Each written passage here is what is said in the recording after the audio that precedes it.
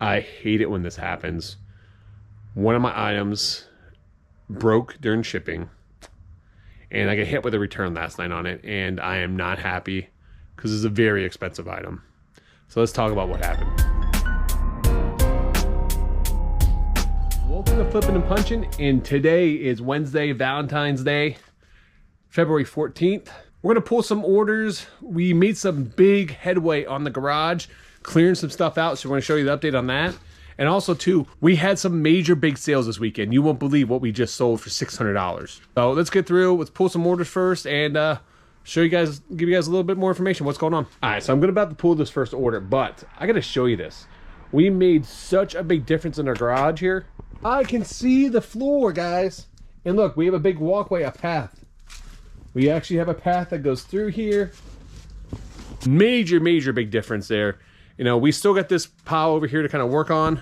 Right here, just piled up. I just piled, it means bubble wrap, some other boxes and stuff. So this is actually not that bad as it looks. But yeah, we made some major headway in this garage. I'm able to get to the shelving units right now. So we can actually get to these.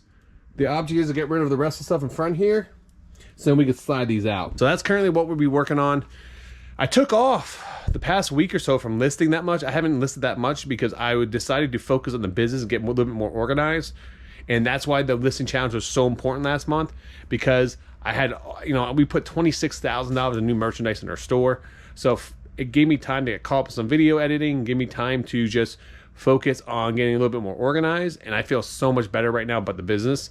I can't tell you how much this has helped out mentally and financially by doing that listing challenge, because now it gave me some free time that I'm not focusing on clearing stuff out or trying to get caught up on stuff. So this weekend we're going to chop down some more of this, but let's pull the first order. All right, so first order is over here in B9. We saw Bill Elliott McDonald's diecast car. This came from that big lot I bought in the Villages of diecast cars for like 110 bucks. You guys saw that pick and punching video. The guy's a very tough negotiator, and but we ended up working out.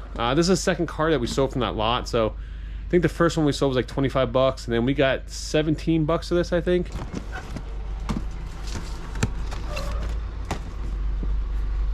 Bill Elliott, there it is. Bill Elliott. So we set the best offer in the item for $17 plus shipping. So I'm happy with that. We've got back about 45 bucks worth of our money. So we're halfway there to breaking even, and we still have a ton of cars left. So I feel real confident that we're gonna do really well on those, better than what I expected. So, all right, next item, we sold 2 items in Z1. We sold a Disney Department 56 set, and we also sold some a Disney pin set as well. So let's pull those here. I think it was this one right here. Right here, this is where the magic is Disney set. Pretty cool. Get all the Disney pins in there. We actually had 2 of these, and that's actually sold to viewer GG Collectibles. Thank you so much for all your support. She does come over to our Whatnot sometimes and our eBay store, so I appreciate all the support there. We had it listed for $39.99. She sends an offer for $34.99, and we accepted. So that goes for any of you guys, our viewers. If you guys want to send me an offer and stuff, I will give you guys a discount. But and a link to our eBay store is in the description down below if you guys ever want to check out what we're selling and what our prices on items.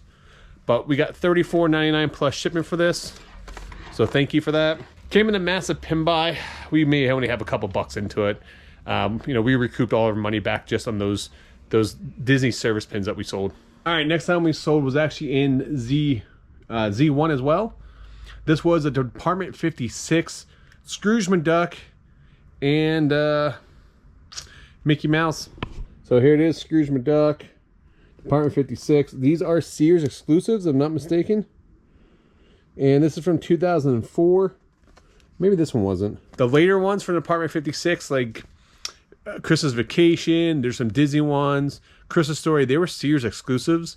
So if you guys do see them out and about, pick them up. They bring big money. A long time ago, probably about a little over a year ago, on my Picking and Punching channel, I actually did the top 10 most expensive Christmas villages.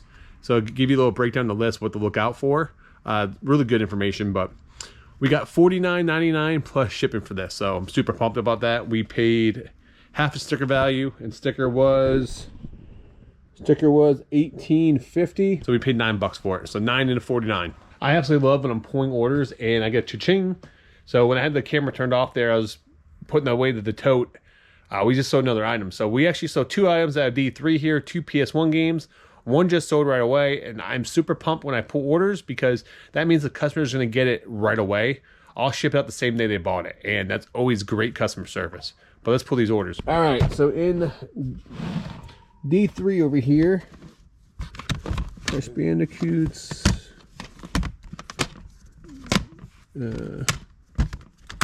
All right, so this one just sold right here. This is Toy Story. Now, keep in mind, there's 2 different labels. There's a black label and there's a green label. Okay, the green label is Greatest Hits.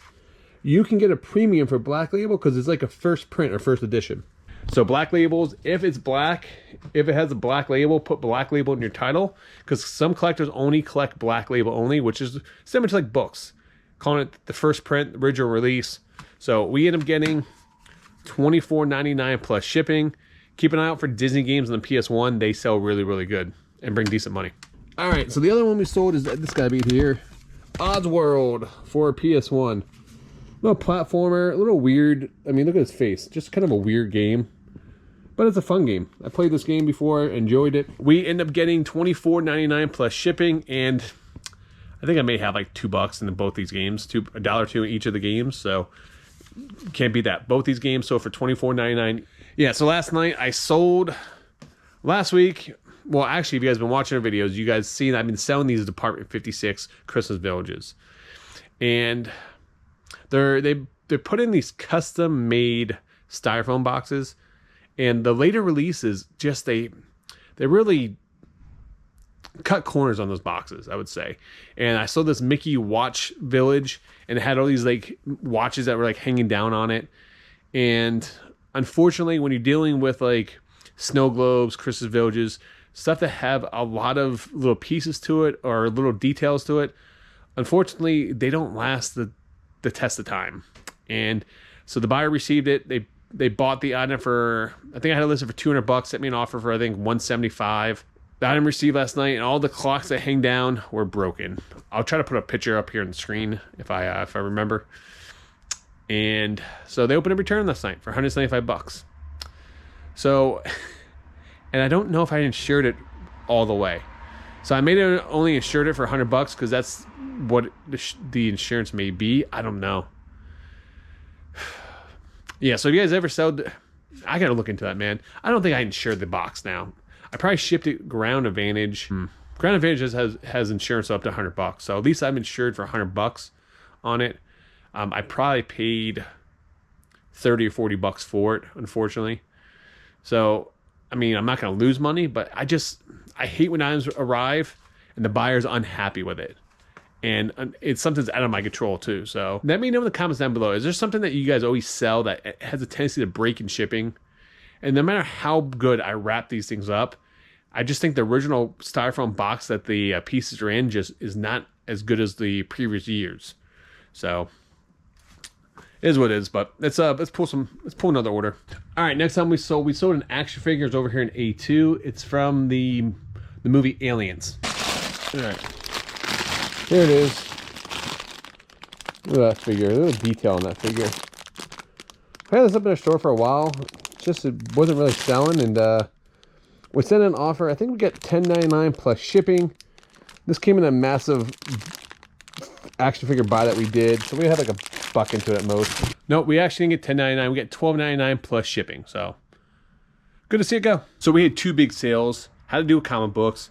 Super excited because comic books are starting to move again for me, and that's a big part of the reason for that is Disney Plus is starting to drop some new shows. Disney Plus just dropped Echo and What If, in December and January. Sony just released Madam Web, and also the Deadpool Wolverine trailer just dropped.